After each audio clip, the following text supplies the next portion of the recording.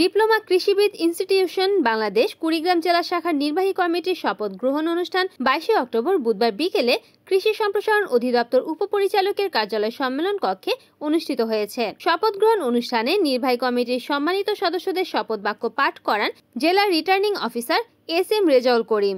আনুষ্ঠানিকভাবে শপথ গ্রহণ করেন নবগঠিত 3 বছর মেয়াদী নির্বাহী কমিটির সভাপতি কে.এম. নাজমুল হুদা, সিনিয়র সহসভাপতি শফিকুল ইসলাম, সহসভাপতি মাহফুজুর রহমান, সাধারণ সম্পাদক মাজিদুল ইসলাম, যুগ্ম সম্পাদক জুয়েল আহমেদ, সাংগঠনিক সম্পাদক আক্তারুজ্জামান, সহসাংগঠনিক সম্পাদক মুসা মিয়া, অর্থ সম্পাদক নূর আলম প্রমুখ। অনুষ্ঠানে আরও উপস্থিত ছিলেন সহকারী রিটার্নিং অফিসার আফসার আলী, সাবেক সভাপতি মুকসেদ আলী, সাবেক সাধারণ সম্পাদক আলহাজ আবু সুফিয়ান, সকল উপজেলার সভাপতি, সাধারণ সম্পাদক, উপসহকারী কৃষি কর্মকর্তা এবং প্রিন্ট ও ইলেকট্রনিক মিডিয়া সাংবাদিকবৃন্দ।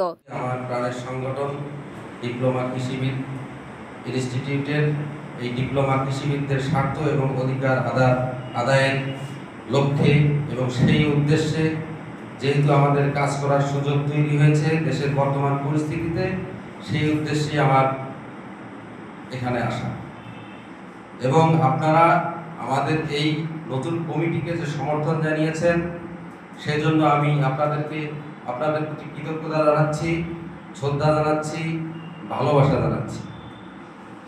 আমি চাই এই কুড়িগ্রাম ডিকেআইবিতে ডিপ্লোমা কৃষিবিদ যারা আছেন সবাই আমরা ভাই ভাই, সবাই আমরা কাঁধে কাঁধ মিলিয়ে আগামী ডিকেআইবিকে আরো শক্তিশালী মজবুত করে তুলব।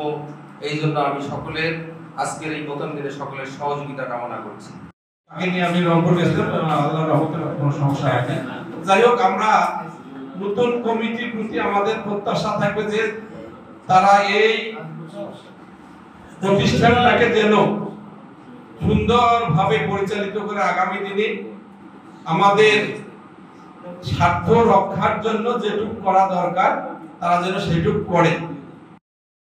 রিপোর্ট করেছেন কুড়িগ্রাম প্রতিনিধি রফিকুল ইসলাম, NN TV।